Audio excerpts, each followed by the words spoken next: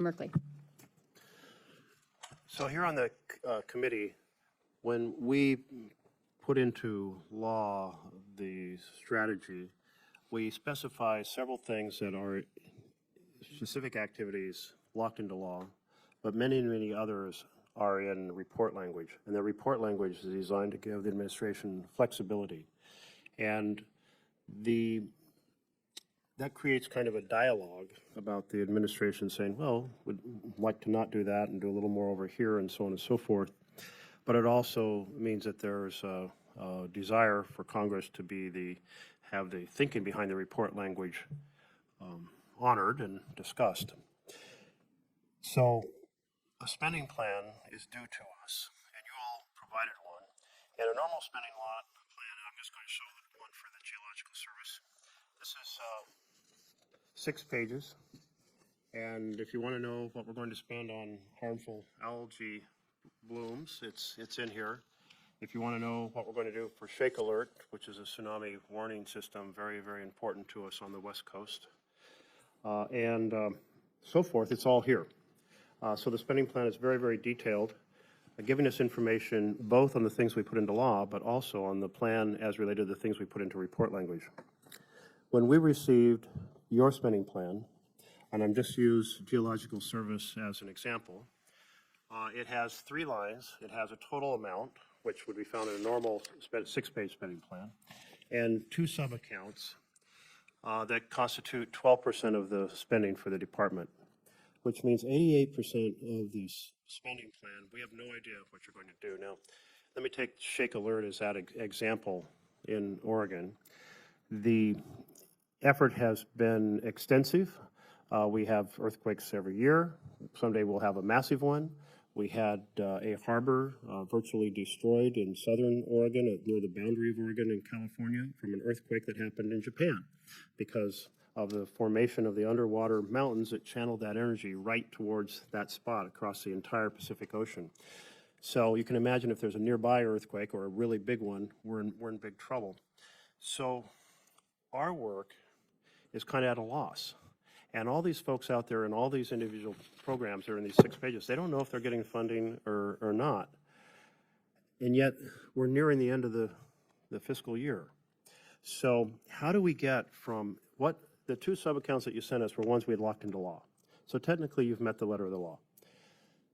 But certainly not the spirit of having this dialogue over these various programs. And yet we're trying to prepare our strategy for next year.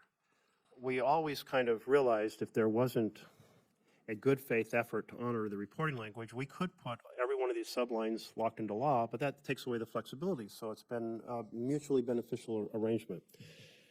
When can we get a spending plan that isn't just the 2 sub-accounts that constitute only 12% and that's just the USGS as an example.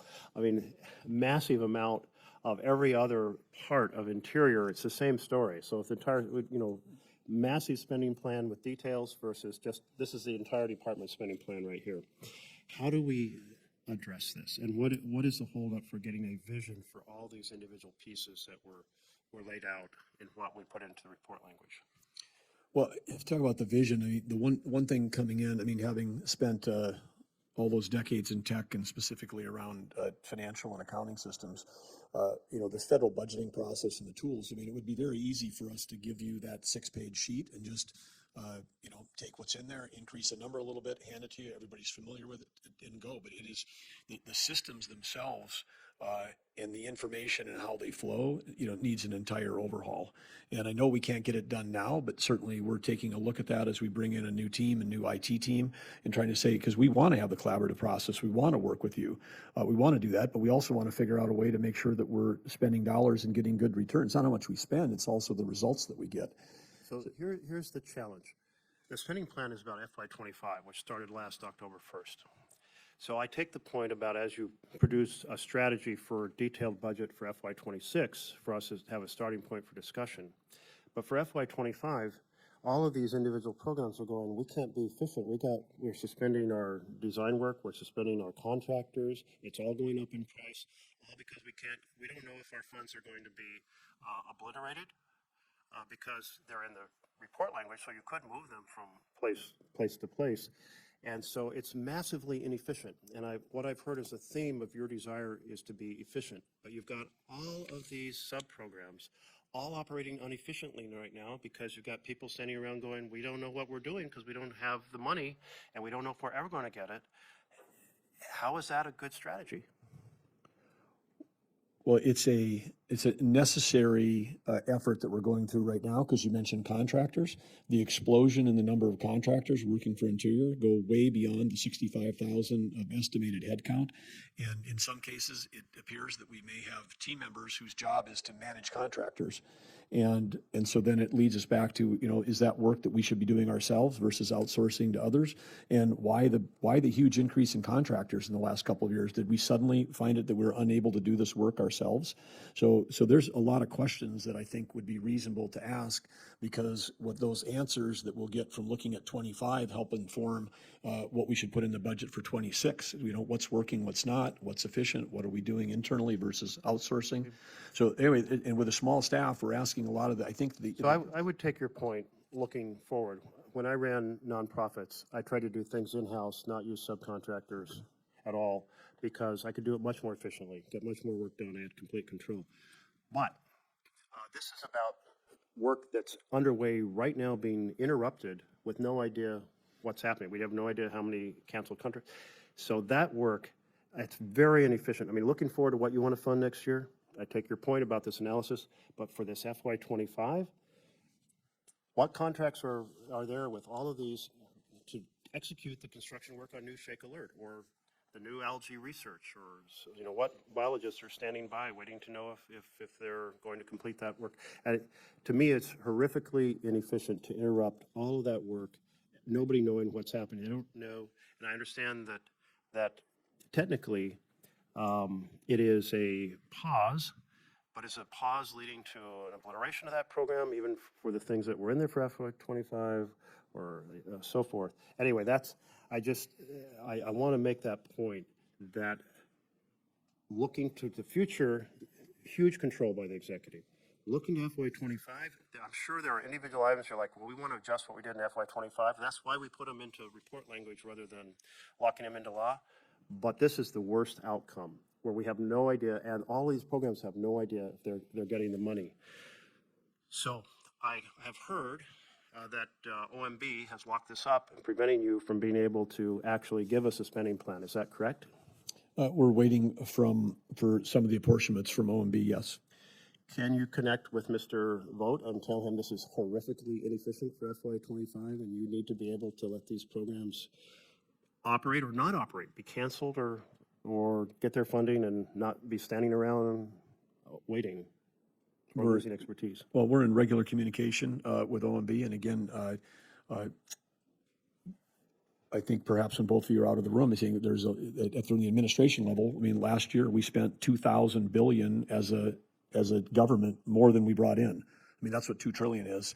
And so, these numbers may seem small. I mean, each of us as a department has been asked to do something to help rein in spending to get that number. We've got an interest now passes $1 trillion. We can get that number down. We can fund everything we've talked about here today. I will say that your spending plan has the same amount, for example, for the Geological Service as we put in, so you're not saving a damn dime. What you are doing is interrupting every sub-account and every team that's working on these different projects. So again, looking forward, I take your point. Looking at FY25, I do not. Well, respectfully, they're connected, because understanding, for me to decide whether they should be in the budget for 26, I need to know what they're actually doing in 25, and whether we're doing it ourselves or doing it with a contractor. So while you're saying they're not connected, I think they're completely connected in terms of us having information about what would we fund going forward based on what we learn about this year's. Well, it's hard to learn much about this year if you don't ever get a spending plan implemented and the year is over half gone. It ends on September 30th. For example, you're saying that this is not intentional. I mean, this is like we came in on in the middle of the fiscal year. I mean, this is a transition year. This must happen in the government every 4 years. Actually, we get a much more detailed spending plan from other administrations in transition. This is a rare exception. I'll just give. Well, this is the first administration that's actually trying to reduce spending instead of increase it. So maybe that's the difference. Well, you're not the first administration that's looked for efficiencies, but my point is you're creating vast inefficiencies while you're bragging about doing efficiencies. And therefore, you really need to be honest with the American public about the damage you're doing to the institutional knowledge and the fact that people are standing around waiting for their funding, not knowing that projects interrupted and they're going up in cost. All of these are not factors you should be bragging about to the American people because they're inefficiencies. They're wasting our American money. Look to FY26, see your changes that you want, but don't come here and tell us that by interrupting programs and running up costs that you're doing something efficient. I think. Well, and I just want to be clear, I'm not bragging about anything. There's no bragging going on. I mean, we all share this. We're all Americans and we're all facing the same overspending problem. I just heard you say that you're the only folks in the history of the country that have looked to create lower costs. That it's just not true. Well, And you are bragging about that, but you're disrupting programs and making them less efficient. I'm going to turn this back to the chair. Yeah, I think the point that needs to be made here is when we are dealing with a full year CR,